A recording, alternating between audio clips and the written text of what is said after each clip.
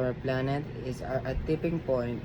Hurricanes are stronger, and wildfires are burning longer, and ice caps are melting faster. Climate change is no longer a distant threat, it is a present crisis.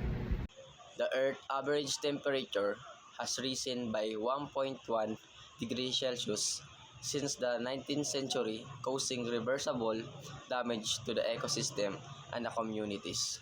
Every year, we emit over 40 billion tons of carbon dioxide. If this continues, we'll face catastrophic consequences by 2030. Our actions are pushing ecosystem to the brink. Forests, the lungs of our planet, are disappearing. Oceans are heating, killing marine life. The climate crisis is a human crisis. It affects every one of us. All hope is not lost.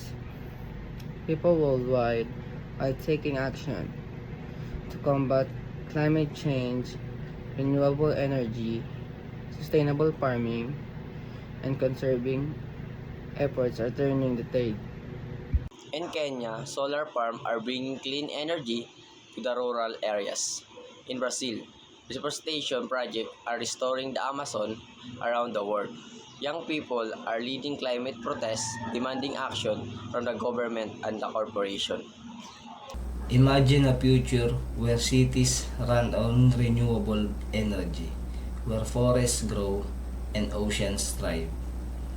This is not just a dream, it's possibility if we act now.